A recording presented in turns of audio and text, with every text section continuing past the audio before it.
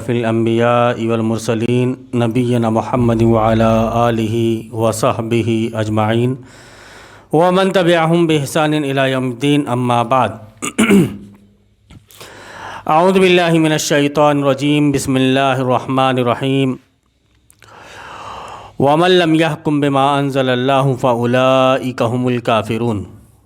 صدق اللہ العظیم۔ معزز سامعین، ابھی ہم کے حکم کا اختیار صرف اور صرف اللہ تبارک و تعالیٰ کو ہے، اور اس میں اس کا کوئی دوسرا شریک نہیں۔ اس مفہوم کی جو بھی آیتیں ہیں، ہم مختصر انداز میں آپ کے سامنے ان چیزوں کو پیش کر رہے ہیں۔ اس سے پہلے 4 آیتیں آپ کے سامنے آ چکی۔ ان الحکم الا للہ علیہ توکلت، پہلی۔ دوسری، وما اختلفتم فیہ من شیء فحکمہ الی اللہ، تیسری، کل شیء ہالک الا وجہہ لہ الحکم والیہ ترجعون، چوتھی، افغیر اللہ ابتغی حکما وہو الذی انزل الیکم الکتاب مفصلا، اور یہ 5ویں آیت ہم نے آپ کے سامنے کی کہ وَمَن لَّمْ يَحْكُم بِمَا أَنزَلَ اللَّهُ فَأُولَٰئِكَ هُمُ الْكَافِرُونَ۔ اس کا ترجمہ یہ ہوتا ہے کہ جو لوگ اللہ کے نازل کردہ احکام کے مطابق فیصلہ نہ کریں تو ایسے لوگ کافر ہیں۔ ایسے لوگ کافر ہیں جو اللہ رب العالمین کے احکام کے مطابق فیصلہ نہ کریں۔ یہاں پر ایک سوال پیدا یہ ہو سکتا ہے کہ مولانا صاحب یہاں پر حکم کا لفظ ہے اور ترجمہ آپ فیصلہ کر رہے ہیں، یا آپ اس کو قانون کے زمرے میں لا رہے ہیں؟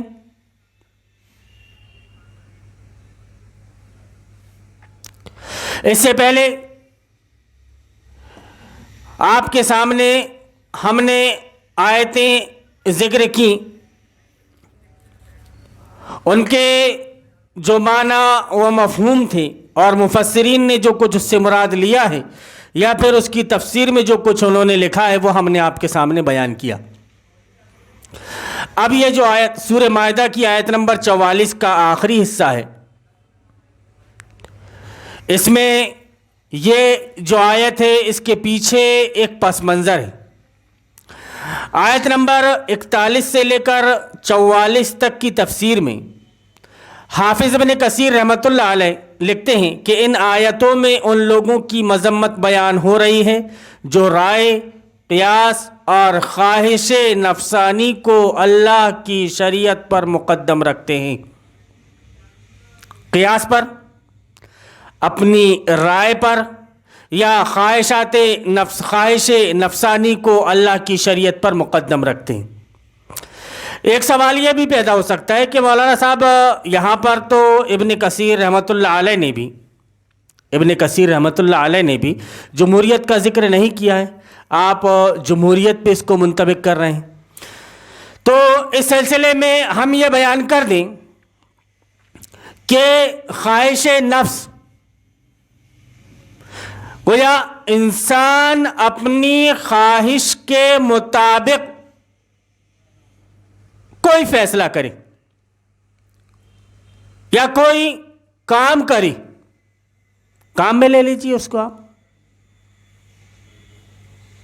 جبکہ اللہ پر ایمان لانے کے بعد بندہ پوری طرح سے بندھ چکا ہے اللہ اور اس کے رسول سے۔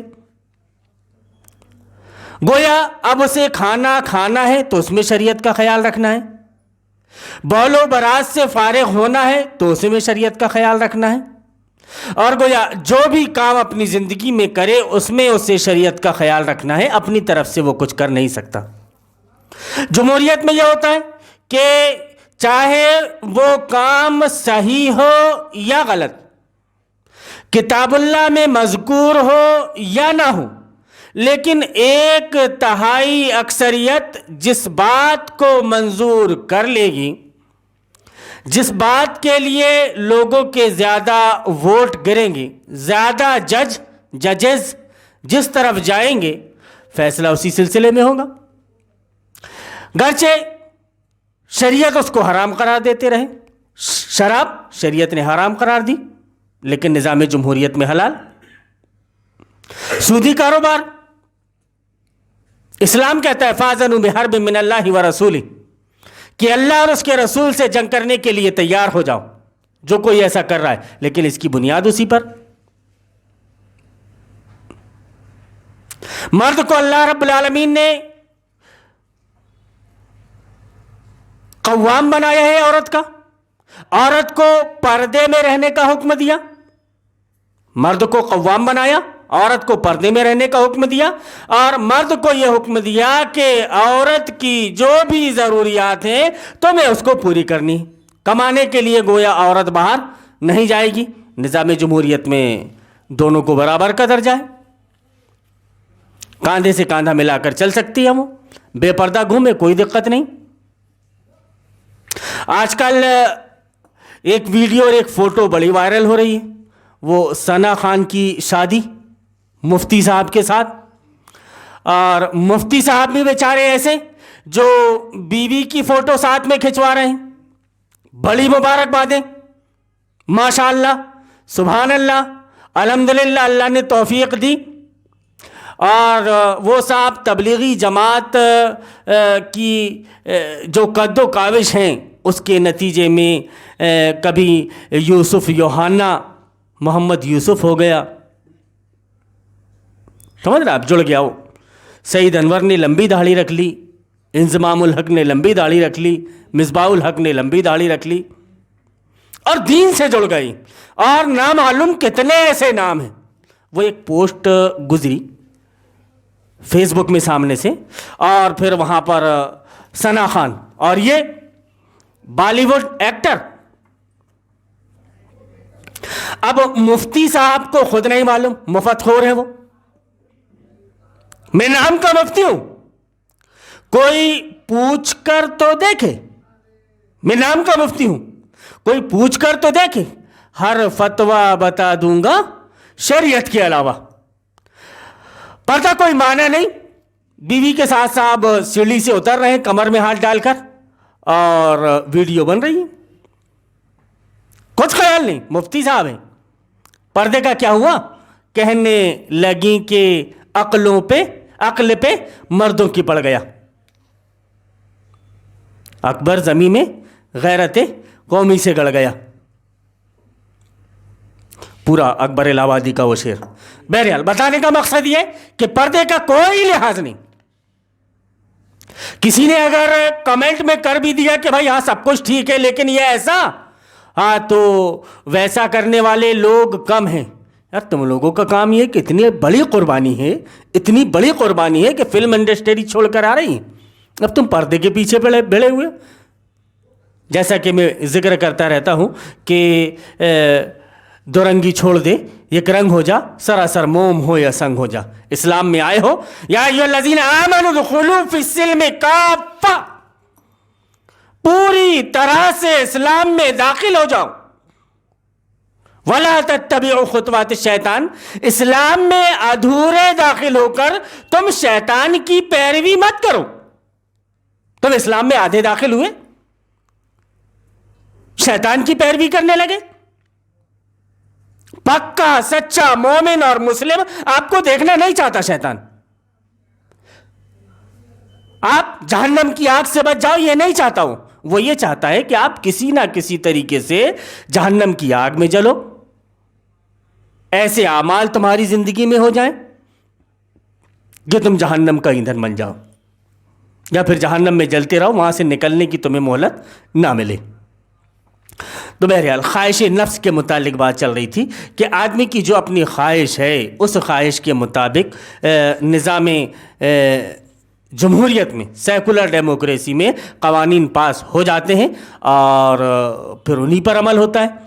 یہ نہیں دیکھا جاتا کہ یہ شریعت کے مطابق ہے یا نہیں ہے، شریعت اس کی اجازت دیتی ہے یا نہیں دیتی، یا ہمیں ایسا کرنا چاہیے یا نہیں کرنا چاہیے، نہیں، بالکل کوئی خیال نہیں اس کا۔ تو اسی وجہ سے نظام جمہوریت بھی اسی میں داخل ہے. خواہش نفسانی کو آدمی اللہ کی شریعت پر مقدم رکھے. اللہ تعالیٰ و رسول اکرم صلی اللہ علیہ وسلم کی اطاعت سے نکل کر کفر کی طرف دوڑتے بھاگتے رہیں. گو یہ لوگ زبانی ایمان کے دعوے کریں لیکن ان کا دل ایمان سے خالی ہے. زبان سے کتنے ہی بولے کہ ہم مومن ہیں, کتنے ہی بولتے رہیں لیکن ان کے دل ایمان سے خالی ہیں. منافقوں کی یہی حالت ہے کہ زبان کے کھرے اور دل کے کھوٹے ہوتے ہیں. جو کچھ بولنا ہے بڑبڑیے بول دیے لیکن دل کے کھوٹے, جبکہ آپ کو زبان اور دل دونوں کے کھرے ہونا چاہیے. لیکن منافق کی علامت یہ ہے کہ زبان کا کھرا ہوتا ہے لیکن دل کا کھوٹا ہوتا ہے. اور یہی خصلت یہودیوں کی ہے جو اسلام اور اہل اسلام کے دشمن ہیں. یہ جھوٹ کو مزے سے سنتے ہیں اور دل کھول کر قبول کرتے ہیں لیکن سچ سے بھاگتے ہیں بلکہ نفرت کرتے ہیں. سچ کبھی ان کے سامنے آ جائے تو اس کو مانتے نہیں, اس کو تسلیم نہیں کرتے بلکہ اس سے بھاگتے ہیں, اس سے نفرت کرتے ہیں. اور جو لوگ آپ صلی اللہ علیہ وسلم کی مجلس میں نہیں آتے یہ یہاں کی وہاں لگاتے ہیں. ان کی طرف سے جاسوسی کرنے کو آتے ہیں. پھر نالائکی یہ کرتے ہیں کہ بات کو بدل ڈالا کرتے ہیں. مطلب کچھ ہو لے کچھ اڑتے ہیں, لے کچھ اڑاتے ہیں. مطلب کچھ اور ہے, بیان اور کچھ کیا جا رہا ہے لیکن اڑاتے کچھ اور ہیں. یہاں پر تربیت کی جا رہی ہے اور آپ کو بتایا جا رہا ہے کہ کتاب اللہ میں کیا ہے, سنت رسول اللہ میں کیا ہے. سنا آدمی نے, ارے وہ کیا بتائے گا, مولانا محترم کے متعلق بھی یہ باتیں چلتی رہیں, وہ کیا بتائے گا, ارے ایسا ارے ویسا, ارے کچھ بھی باتیں کرتے, ایسا ہوتا ہے کیا. اور جو دنیا پرست آدمی جس کے دل میں وہن پیدا ہو گیا ہے وہ اس کی بات کو تسلیم کر لیتا ہے. نبی کریم صلی اللہ علیہ وسلم کے فرمان کے مطابق کہ حب الدنیا و کراہیت الموت, وہن کی تشریح آپ صلی اللہ علیہ وسلم نے کی کہ وہن اس کو کہتے ہیں کہ آدمی کے اندر دنیا کی محبت بھر جائے, و کراہیت الموت, اور موت کا ڈر, جبکہ موت کا وقت متعین ہے. ایک سیکنڈ آگے پیچھے نہیں ہو سکتی موت, ایک سیکنڈ آگے پیچھے نہیں ہوتی ہو سکتی موت. نہ جگہ بدلے گی نہ وقت بدلے گا, کچھ نہیں. یہاں تک کہ وہ لوگ بھی نہیں بدلیں گے جن کی موجودگی میں آپ کی روح قبض ہونی. سب برابر, سب وقت پر. ایک وقت متعین ہے, اس میں آپ کا انتقال ہو جانا ہے. آپ کا انتقال ہو گیا, اب آپ کو اللہ کے پاس جانا ہے. اب جاؤ آپ اللہ رب العالمین کے پاس جا کر حساب کتاب دو. تو اور ارادے یہی ہیں کہ اگر تمہاری خواہش کے مطابق کہے تو مان لو, طبیعت کے خلاف ہو تو دور رہو. بھائی اگر تمہارے سامنے کوئی ایسی بات آ رہی ہے جو تمہاری طبیعت کے مطابق ہے تو اس کو مان لو کہ مولانا صاحب نے کتنی اچھی بات کہی, صاحب قرآن حدیث سے پیش کر رہے ہیں کوئی بات. لیکن اگر طبیعت کے خلاف ہو, شریعت کے مطابق ہو, طبیعت کے خلاف ہو شریعت کے مطابق ہو تو پھر ان کی بات مت لو, کیونکہ طبیعت میں ٹکرا رہی ہے. تو گویا آپ کی طبیعت آڑے آ رہی ہے کس کے, شریعت کے. اور جب آپ کی طبیعت آپ کی شریعت کے آڑے آ جائے تو طبیعت آپ کے لیے طاغوت بن گئی. اس حد تک آپ نے شریعت میں اس کو شریک بنا لیا, جبکہ شریعت ایسا کہہ رہی ہے کہ آپ ایسا کرو لیکن طبیعت ایسا کہہ رہی ہے کہ ایسا کرو آپ. اب اگر آپ چلے گئے اس طرف تو گویا آپ خسارے میں ہیں اور نقصان میں ہیں. حافظ ابن کثیر رحمۃ اللہ علیہ کی تشریح ہے جو میں آپ کے سامنے بیان کر رہا ہوں کہ وَمَن لَّمْ يَحْكُم بِمَا أَنزَلَ اللَّهُ فَأُولَٰئِكَ هُمُ الْكَافِرُونَ.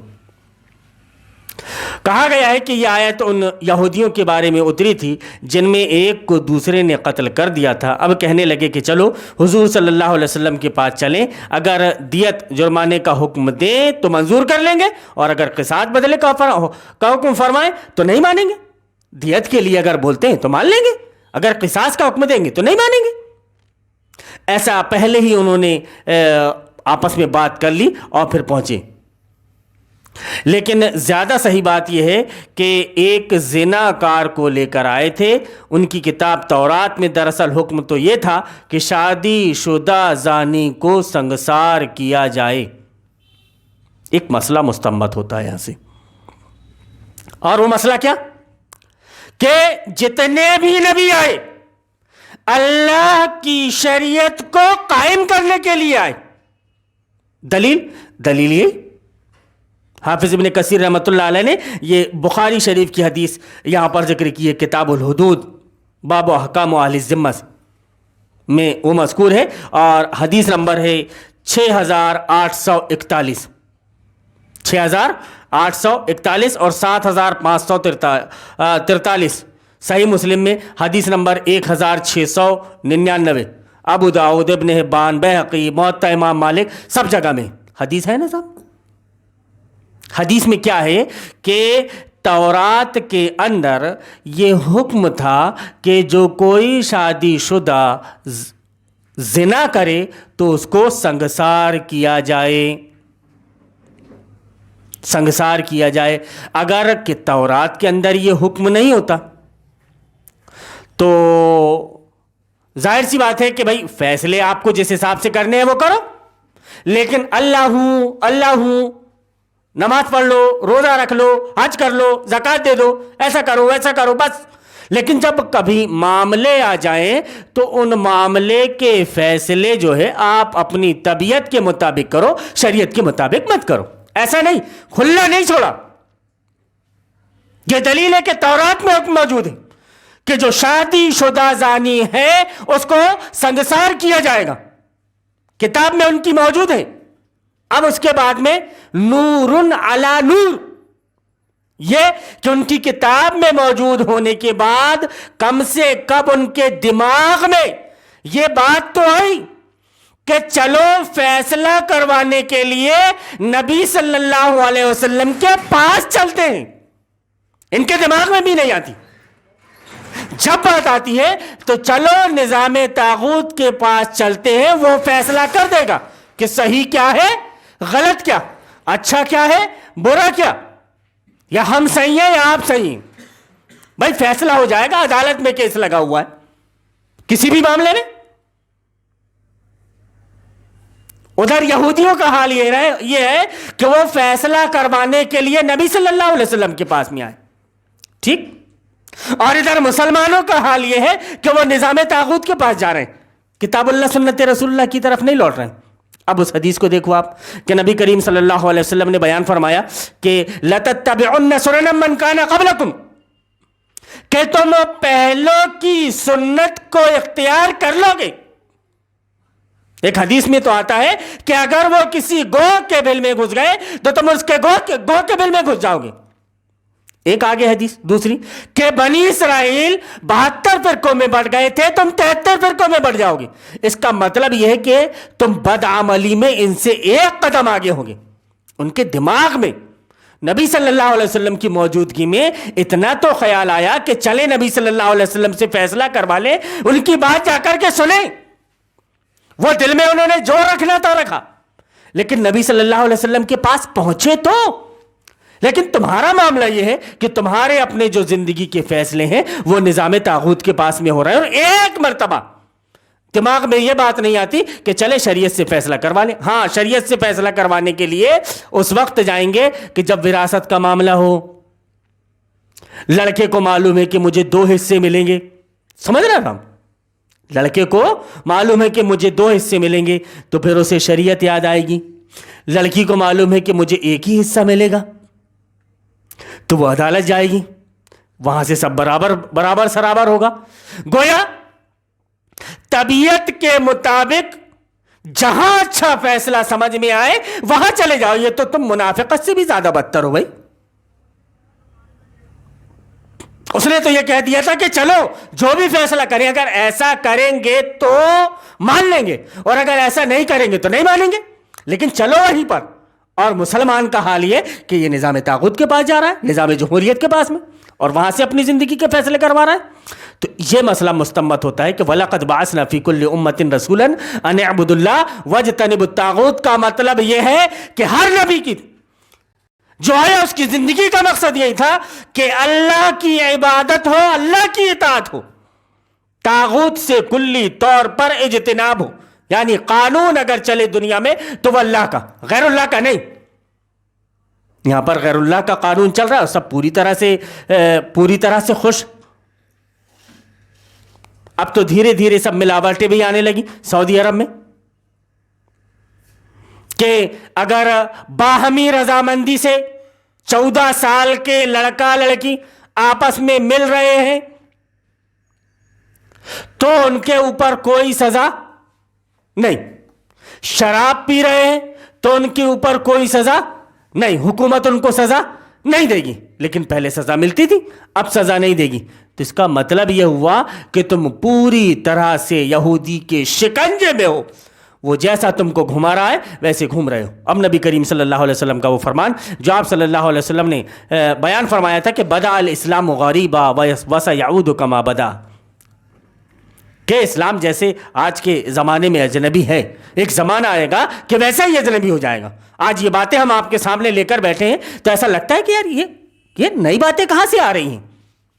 جو بھی سن رہا ہے وہ سنتا ہے، سننے کے بعد میں سوچتا ہے کہ یار یہ نئی باتیں، آج تک کے تو یہ آیت کیا یہ بتائیے آپ کہ علماء نے درس دیا، علماء نے ان آیتوں کو پیش کیا، لیکن استدلال اس طرح سے آپ کے سامنے رکھا کبھی کہ وَمَن لَّمْ يَحْكُم بِمَا أَنزَلَ اللَّهُ فَأُولَٰئِكَ هُمُ الْكَافِرُونَ؟ ہاں تو بتا دیں گے کہ وہ یہودیوں کے بارے میں نازل ہوئی تھی۔ معاملہ ختم۔ بہت آسانی سے مولوی پھیر دیتا ہے معاملے کو کہ اچھا وہ سورہ مائدہ کی آیت نمبر 41 سے 44 تک ہے کیا؟ ہاں وہ یہودیوں کا معاملہ جو آیا تھا نا، اس معاملے کے سلسلے میں اللہ نے یہ آیت نازل فرمائی تھی۔ گویا اب تم چاہو جو کرو، لیکن یہودی اگر غلط کرے گا تو شریعت اس کے لیے آیت نازل فرما دے گی، اور اگر محمد صلی اللہ علیہ وسلم کا ساتھی کچھ کرے گا تو اس کے لیے شریعت کوئی معنی نہیں رکھتی۔ کوئی تم خاص کر دو احکام کو۔ جب یہ بتائیے آپ کہ وہ احکام تورات میں تبدیلی ہونے کے بعد بھی، کب کی بات کر رہا ہوں میں؟ جب تورات میں اپنی مرضی کے مطابق یہ لوگ تبدیلی کر چکے تھے، اس کے بعد بھی یہ آیت رجم اس کے اندر موجود تھی۔ اس وقت کی بات کہ وہ وہاں پر موجود تھی اور وہ فیصلہ کروانے کے لیے آئے، لیکن مسلمانوں کا معاملہ اور کچھ ہے۔ آگے سنیں تو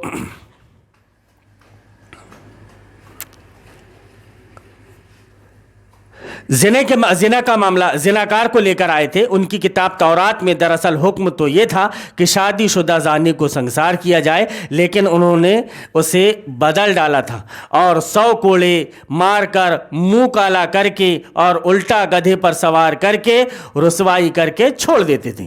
جب ہجرت کے بعد ان میں سے کوئی زناکاری کے جرم میں پکڑا گیا تو یہ کہنے لگے کہ آؤ نبی صلی اللہ علیہ وسلم کے پاس چلیں اور آپ سے اس کے بارے میں سوال کریں، اگر آپ بھی وہی فرمائیں جو ہم کرتے ہیں تو اسے قبول کر لیں اور اللہ کے ہاں بھی ہماری سند ہو جائے۔ اتنے مکار تھے کہ اللہ رب العالمین، یہ دیکھیے آپ کہ یہودیوں کا عمل کہ ہم نے فیصلہ رسول اللہ سے کروایا، ہماری طبیعت کے مطابق ہو گیا تو سند بھی بن گئی کہ ہم نے فیصلہ کس سے کروایا؟ رسول اللہ سے کروایا، کسی دوسرے سے فیصلہ نہیں کروایا۔ گویا کتاب اللہ سے ہم نے فیصلہ کروایا، اپنی مرضی سے نہیں، کسی انسان کے بنائے ہوئے قانون سے نہیں، ہم نے نبی سے اللہ کی کتاب کے ذریعے سے فیصلہ کروایا۔ اسی لیے انہوں نے کہا کہ تاکہ ہمارے اللہ کے ہاں بھی یہ ہماری سند ہو جائے گی کہ ہم نے نبی صلی اللہ علیہ وسلم کے حکام کے مطابق فیصلہ کیا۔ گویا وہ یہ بھی مانتے تھے کہ جو حکم آپ صلی اللہ علیہ وسلم نافذ کر رہے ہیں یہ آپ کی اپنی طرف سے نہیں، اللہ کی طرف سے ہے، اور اگر جو ان احکام کے مطابق فیصلے نہیں کرے گا اسے اللہ رب العالمین کے پاس جواب دینا پڑے گا۔ یہ مسلمان کے ایمان میں نہیں۔ مسلمان جانتا ہے ایمان کو اس حساب سے کہ تم نے ایمان لایا اللہ پر، اب تمہارے فیصلے اور کوئی کر رہا ہے کتاب اللہ سنت رسول اللہ کو چھوڑ کر، کیسے مسلمان ہو آپ؟ تو آگے انہوں نے کہا کہ کر لیں اور اللہ کے ہاں بھی یہ ہماری سند ہو جائے۔ رجم کو فرمائیں تو نہیں مانیں گے۔ چنانچہ یہ آئے اور حضور صلی اللہ علیہ وسلم سے ذکر کیا کہ ہمارے ایک مرد عورت نے بدکاری کی ہے، ان کے بارے میں آپ کیا ارشاد فرماتے ہیں؟ آپ صلی اللہ علیہ وسلم نے فرمایا تمہارے ہاں تورات میں کیا حکم ہے؟ یہ جو حدیث کے جو الفاظ ہیں نا صاحب بڑے معنی خیز، نبی کریم صلی اللہ علیہ وسلم نے بیان فرمایا اوتی تو خمسن ما یوتیہن احد قبلی، کہ میں ایسی 5 چیزیں دیا گیا ہوں جو مجھ سے پہلے کوئی نہیں دیا گیا۔ اسی میں ایک اوتی تو جوامع الکلم، میں جوامع الکلم عطا کیا گیا ہوں، مجھ سے پہلے کسی کو جوامع الکلم نہیں دیا گیا۔ اور جوامع الکلم کا مطلب یہ کہ لفظ ایک ہو اور معنی اس کے اتنے نکلتے ہوں۔ نبی صلی اللہ علیہ وسلم ان سے پوچھ رہے ہیں کہ تمہارے ہاں تورات میں کیا حکم ہے؟ ٹھیک، اس سے کیا پتہ چلا صاحب آپ کو کہ نبی صلی اللہ علیہ وسلم بھی یہ اچھی طرح سے جانتے تھے کہ جو بھی نبی آتا تھا وہ شریعت کے نفاذ کے لیے آتا تھا، لیکن تمہارے نزدیک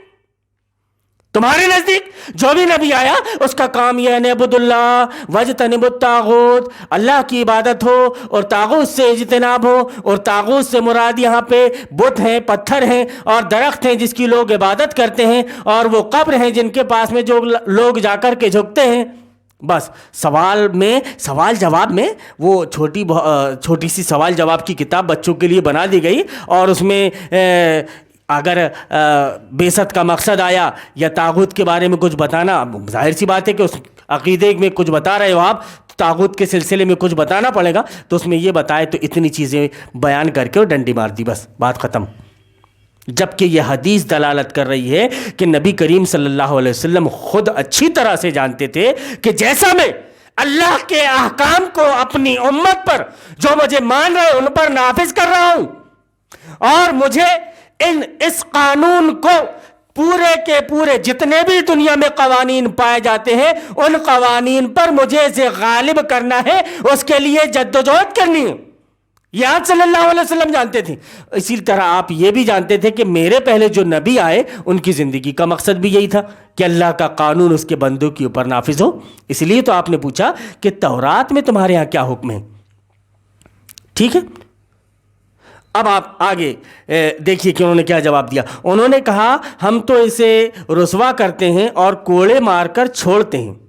یہ سن کر حضرت عبداللہ ابن نے فرمایا کہ جھوٹ کہتے ہو، یہودیوں کی مکاری۔ نبی صلی اللہ علیہ وسلم نے پوچھا کہ تورات میں کیا حکم ہے، تو انہوں نے یہ بتانے کے بجائے کہ تورات میں یہ حکم ہے، بلکہ یہ کہا کہ ہم ایسا کرتے ہیں۔ نبی نے یہ تھوڑی پوچھا تھا تم کیسا کرتے ہو، نبی صلی اللہ علیہ وسلم نے یہ پوچھا تھا کہ تورات میں کیا حکم ہے۔ ان کو یہ بتانا چاہیے تھا کہ تورات میں یہ حکم ہے اللہ کے رسول صلی اللہ علیہ وسلم، لیکن انہوں نے وہ نہ بتا کر کے انہوں نے کہا کہ ہم کوڑے مارتے ہیں، رسوا کرتے ہیں اور اس کو چھوڑ دیتے ہیں۔ یہ سن کر عبداللہ ابن سلام جو کہ بہت بڑے یہودی عالم تھے، انہوں نے کہا کہ جھوٹ کہتے ہو، تورات میں سنگسار کرنے کا حکم ہے۔ یہ ایمان لا چکے تھے عبداللہ ابن سلام۔ لاؤ تورات پیش کرو۔ انہوں نے تورات کھولی، لیکن آیت رجم پر ہاتھ رکھ کر ایسا ہاتھ رکھ دیا یا انگلی سے ایسا دبا دیا اور آگے پیچھے پڑھ کر کے سنا دیا، آگے پیچھے کا پڑھ کر سنا دیا۔ آیت رجم کو انہوں نے سرے سے غائب کر دیا۔ انہوں نے کہا کہ نبی تو امی ہے، پڑھنا نہیں جانتے، ہم جو پڑھ کر کے سنائیں گے، جیسا سنائیں گے ویسا آپ صلی اللہ علیہ وسلم سن لیں گے اور پھر اس کے مطابق فیصلہ ہو جائے گا۔ لیکن آیت رجم پر ہاتھ رکھ کر آگے پیچھے کی سب عبارت پڑھ کر سنائی۔ حضرت عبداللہ رضی اللہ تعالیٰ عنہ سمجھ گئے اور آپ نے فرمایا، کیا فرمایا؟ ہاتھ ہٹاؤ اپنا، پڑھ رہے ہو عبارت سامنے، اور یہ انگلی کیوں رکھے ہوئے یہاں پر، یہ ہاتھ کیوں رکھے ہوئے یہاں پر، ہاتھ ہٹاؤ۔ اب چونکہ یہودی عالم بڑے عالم تھے، وہ جانتے تھے کہ جس آیت پر انہوں نے ہاتھ رکھا ہے اسی آیت پر رجم کا حکم ہے۔ ان کا ہاتھ ہٹاؤ، ہاتھ ہٹایا۔ اب ظاہر سی بات ہے کہ جب آدمی بگڑ کر بولتا ہاتھ ہٹاؤ، ہاتھ ہٹایا تو سامنے آیت تو ہٹایا تو سنگسار کرنے کی آیت موجود تھی۔ دیکھیے صاحب انداز صحابی رسول کا، نبی صلی اللہ علیہ وسلم موجود ہیں، اور نبی صلی اللہ علیہ وسلم کو وہ یہ چاہ رہا ہے کہ آپ کے سامنے کچھ ایسی باتیں کر کے، یا تورات ہم نے لا کر کے رکھی ہے، اب ظاہر سی بات ہے جو کچھ اس میں لکھا ہے غلط، آپ صلی اللہ علیہ وسلم یہ نہیں سمجھیں گے کہ یہ گڑبڑ ہے، اور جو کچھ یہ سنا رہے ہیں پڑھ کر، عبداللہ ابن سلام بھی موجود ہیں، چھوڑا انہوں نے اور کر دیا۔ عبداللہ ابن سلام نے برداشت نہیں کیا۔ یہ بتائیے کہ وہ بندہ، وہ شخص جس نے اپنا سب کچھ شریعت کو مانا ہو، عبداللہ ابن سلام کی اس بات سے، جس کو حافظ ابن کثیر رحمۃ اللہ علیہ نے ذکر کیا ہے، میں ایک بات آپ کے سامنے رکھ رہا ہوں کہ وہ شخص یا وہ آدمی جس نے شریعت محمدی پر ایمان لایا، اب اگر اس کی آنکھوں کے سامنے شریعت محمدی کی دھجیاں اڑائی جا رہی ہیں، اس کے قانون کو توڑا جا رہا ہو، اس کے قانون کے مطابق فیصلہ کیا جا رہا ہو، تو کیا اپنی زبان بند رکھے، خاموش رہے، وہ کچھ بولے نہ، بتائے نا کہ شریعت میں یہ حکم ہے، اور تم بڑے مومن بنتے ہو، بڑے مسلم بنتے ہو، بڑے دعوے کرتے ہو کہ نبی کریم صلی اللہ علیہ وسلم سے ایسی محبت، نبی کریم صلی اللہ علیہ وسلم سے ایسا عشق، اور نبی صلی اللہ علیہ وسلم جس مقصد کے لیے اس دنیا میں آئے تھے، آپ کے اس مقصد سے آشنا نہیں، جانتے نہیں کہ آپ صلی اللہ علیہ وسلم کی زندگی کا مقصد کیا تھا۔ بس کرتے رہو، تیجے کرنے میں لگے رہو، 40واں کرنے میں لگے رہو، کرتے رہو آپ ایسے، اور قبر پرستی کرتے رہو۔ ان چیزوں کا نام لے لیا صاحب تو ایک جماعت بڑی خوش ہو جائے گی۔ منسٹروں کے پاس جاتے رہو، نظام جمہوریت کا حصہ بنتے رہو، خوشی کے ساتھ جا کر نظام جمہوریت کو ووٹ دو، بادشاہت میں قائم ہو، بادشاہت تم نے بنا رکھی ہے، جیسا جی چاہے ویسا قانون بدلو، تمہاری بادشاہت ہے، کیسے ہو تم کو بادشاہ کس نے بنایا؟ تم کو اللہ رب العالمین نے خلیفہ بنایا تھا اس دنیا کے اندر، تم اللہ کے نائب تھے، اور اس کے نازل کردہ قانون کے مطابق فیصلہ کرنے کے لیے آئے تھے، لیکن تم نے اس کے نازل کردہ قانون کے مطابق فیصلہ نہیں کیا۔ کیسے مومن، کیسا اسلام؟ اب تم بادشاہت کی شکل میں ہو یا جمہوریت کی شکل میں؟ بادشاہت کی تائید کر رہے ہو یا جمہوریت کی تائید؟ سب طاغوت۔ کیوں کہ اس میں تمہاری آراء، تمہارے افکار، تمہارے خیالات، کیا ہو گیا کہ تم نے کتاب اللہ کو چھوڑ دیا۔ حدیث کہتی ہے کہ جزیرہ عرب سے یہودیوں کو باہر نکالو، تم یہودیوں سے معاہدہ کرو، پھر بڑا معاہد، پھر خادم حرمین شریفین، اور کوئی اگر کچھ بولے تو نہیں یہ غلط ہے، یہ رافضی ہے صاحب، یہ بہک گیا ہے صاحب، غلط بات کرتا ہے، اس کو بھی مودودیت کی ہوا لگ گئی صاحب۔ جبکہ آپ دیکھ رہے ہو کہ تفسیر ابن کثیر میں نے آپ کی بات میں آپ کے سامنے رکھ رہا ہوں، اور وہ بھی اس وجہ سے ابن کثیر کی بات آپ کے سامنے رکھ رہا ہوں کہ حوالے میں صحیح بخاری، صحیح مسلم موجود ہے کہ جو بھی بات ہو مدلل ہو۔ اگر ان کی آراء، ان کی نظریات اور ان کے خیالات ہوتی تو شاید میں آپ کو ان باتوں کو آپ کے سامنے رکھتا۔ تو انہوں نے کہا کہ ہاتھ ہٹاؤ۔ کیسے ایک آدمی غلط بات اپنی آنکھوں کے سامنے ہوتے ہوئے دیکھے اور اس کو برداشت کر لے؟ اب نبی کی امت سے یہ مولوی شرک کروا رہے ہیں، ووٹ کے ذریعے سے بڑا شرک کروا رہے ہیں، پھر آپ نہ بولو۔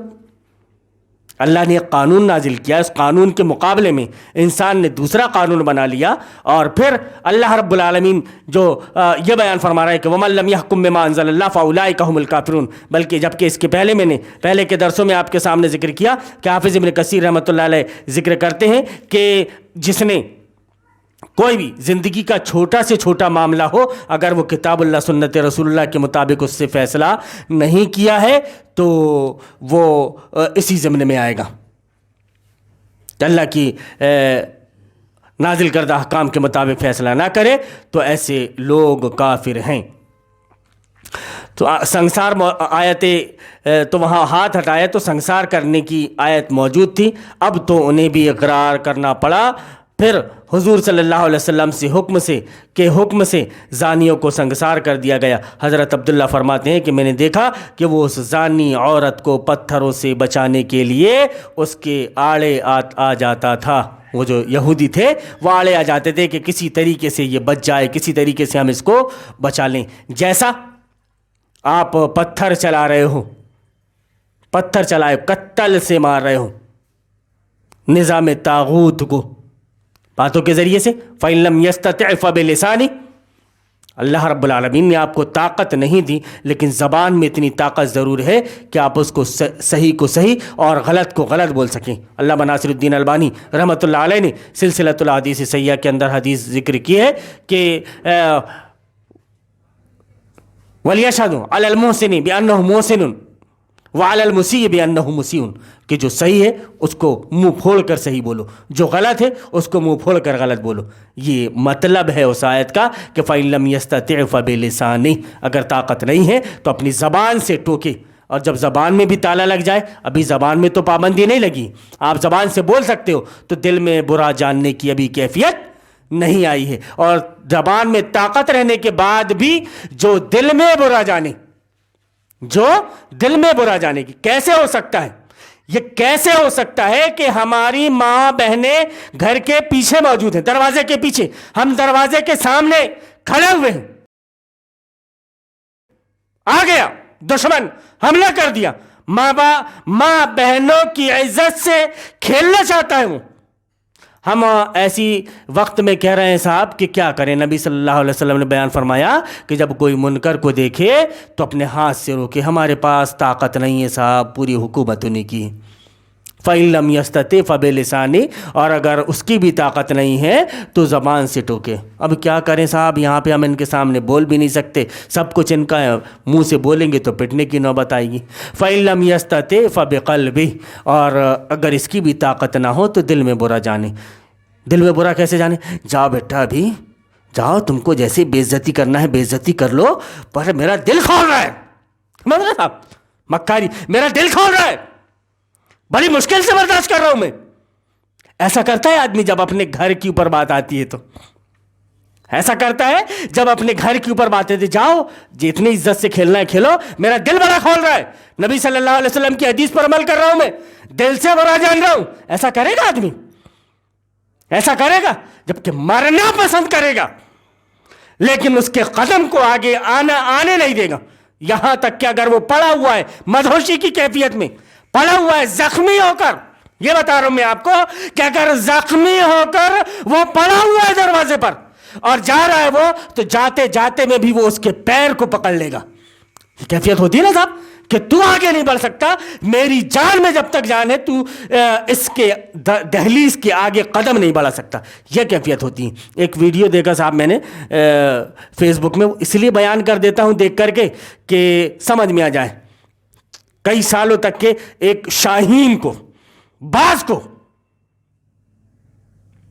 مسلسل کس میں وہ کیا پردرشنی والے یا زو والے، چڑیا گھر والے، چڑیا گھر بولیں گے تو سمجھ میں نہیں آئے گا اس لیے پہلے زو بول دیا، زو والے اپنے پنجرے میں قید کر کے انہوں نے رکھا، جبکہ شاہی کا جو معاملہ ہے اس کی پرواز کے بارے میں سنو آپ، دیکھو اس کی پرواز کے بارے میں، تو اس کو کئی سالوں تک پنجرے میں قید رکھا، پھر لا کر کے اس کو چٹانوں کے پاس میں چھوڑ دیا کھلا کہ جاؤ اب آپ اڑ سکتے ہو۔ تو اس کے دماغ میں، اس کا دماغ اتنا کند ہو گیا کہ وہ آزاد ہونے کے بعد بھی پر پھڑا رہا ہے، لیکن اڑنے کی سکت اس کے اندر موجود نہیں۔ مسلمانوں تمہاری حالت بھی یہی ہے کہ تمہیں قید کر کے پنجرے میں ایسا رکھا گیا پنجرے میں، اور تمہارے دماغ میں ایسی چیزیں ڈال دی گئی کہ تم اگر آزاد بھی تم کو چھوڑ دیا جائے تو تمہارے اندر اڑنے کی سکت موجود نہیں رہے گی۔ 2 مرتبہ زندگی ملتی ہے شاہی کو، اور وہ بھی کب؟ 35 سال 36 سال کے بعد میں، جب وہ بوڑھا ہو جاتا ہے، اس کی چونچ بڑھ جاتی ہے، پیر کے ناخن بڑھ جاتے ہیں، بال اس کے بڑھ جاتے ہیں، بڑی تکلیف ہوتی ہے۔ ایسے وقت میں وہ بسیرا کرتا ہے چٹانوں میں، وہاں پہ جا کر کے اڑتا ہے، اور چٹانوں میں اپنی یہ چونچ جو بڑھ جاتی ہے، نوک، یہ منہ کے پاس کی ناک، وہ جو بڑھ جاتی ہے اس کو گھستا ہے، اور جب وہ گھس جاتی ہے اور نئی جب ناک آتی ہے جو تیز، تو اس تیز ناک کے ذریعے سے اپنے ناخن کو کھاڑ کے پھینکتا ہے، اور ایکسٹرا جو بال ہیں، ایکسٹرا جو پر اگ جاتے ہیں، ان پروں کو نکال کر کے وہ پھینک دیتا ہے۔ پھر اس کے بعد میں تازہ دم ہو جاتا ہے وہ 70 سال جینے کے لیے۔ اسی لیے علامہ اقبال نے کہا تھا، اب وہ شعر آپ کو سمجھ میں آئے گا کہ عقاب روح جب بیدار ہوتی ہے جوانوں میں تو نظر آتی ہے ان کو اپنی منزل آسمانوں میں۔ ایک شعر یہ کہ تو شاہی ہے بسیرا کر پہاڑوں کی چٹانوں میں۔ کتنی بڑی بات کہی صاحب کہ اگر تمہاری حالت یہ ہو گئی ہے تو مستقل 35-36 ہفتے اس کو گزارنے پڑتے ہیں، 150 مہینے یا 150 ہفتے، اس طرح سے اس کو مسلسل گزارنے پڑتے، تب جا کر اتنی محنت کے بعد میں پھر وہ جو پہلا جو جیسا شاہین تھا وہ شاہی بننے کے لیے وہ تیار ہو جاتا ہے۔ لیکن اتنا زنگ آلود کر دیا نبی کی امت کو یہ علماء سونے، اتنا زنگ آلود کر دیا کہ اب یہ ان کو چھوڑ بھی دیا گیا ہے تو پرواز کی یہ سوچ نہیں سکتے، اڑنے کے بارے میں یہ سوچ نہیں سکتے۔ جب ان کو پسند آئے گا تو وہی پنجرے میں رہنے کو وہ سمجھیں گے کہ صاحب کتنے اطمینان سے صاحب یہاں پہ نہ ہمیں محنت کرنا پڑ رہا ہے صاحب، نہ ہمیں کچھ کرنا پڑ رہا ہے، وقت سے ہمیں کھانا مل رہا ہے، وقت سے ہمیں نہانے مل جاتا ہے، وقت سے ہمیں کاروبار کرنے مل جاتا ہے، اور وقت سے ہمیں نماز پڑھنے مل جاتا ہے۔ سب کچھ ہو جاتی ہے، اور کیا چاہیے تمہیں؟ اللہ کی عبادت کر رہے ہو، اللہ کی عبادت کرنے میں کوئی تمہارے لیے رکاوٹ نہیں ہے۔ ملا کو جو ہند میں ہے سجدے کی اجازت، نادا یہ سمجھتا ہے کہ اسلام ہے آزاد۔ ابھی یہ آیت صاحب مکمل نہیں ہوئی ہے، اس کی جو تشریح ہے انشاءاللہ اگلے حصے میں ہم اس کی تشریح اور ذکر کریں گے، اور اچھی طرح سے آپ کو سمجھ میں آئے گی کہ صرف وَمَن لَّمْ يَحْكُم بِمَا أَنزَلَ اللَّهُ فَأُولَٰئِكَ هُمُ الْكَافِرُونَ، کہ اگر آدمی صرف اس آیت کو سن لے تو وہ یہ سمجھ لے کہ اللہ رب العالمین نے قرآن کو as a system of life نازل کیا ہے، as a way of life. اس کو اگر آپ اپنی زندگی کا حصہ نہ بنائیں تو پکے سچے مومن اور مسلم آپ نہیں ہو سکتے۔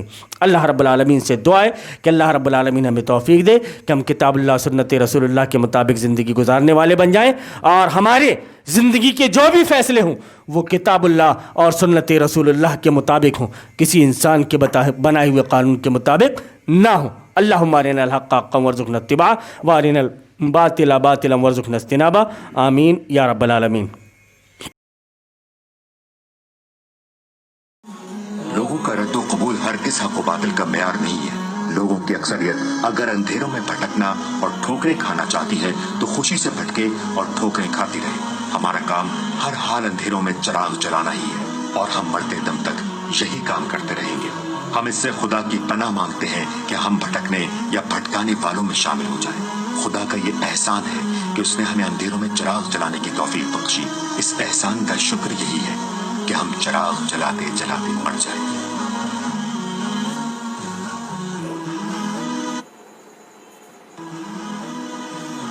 یہ شریعت بزدلوں اور نامردوں کے لیے نہیں اتری ہے، نفس کے بندوں اور دنیا کے غلاموں کے لیے نہیں اتری ہے، ہوا کے رخ پر اڑنے والے خس و خاشاک اور پانی کے بہاؤ پر بہنے والے حشرات الارض اور ہر رنگ میں رنگ جانے والے بے رنگوں کے لیے نہیں اتری ہے۔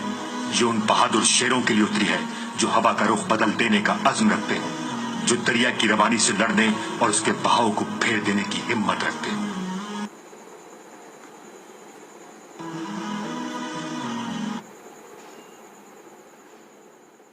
یہ شریعت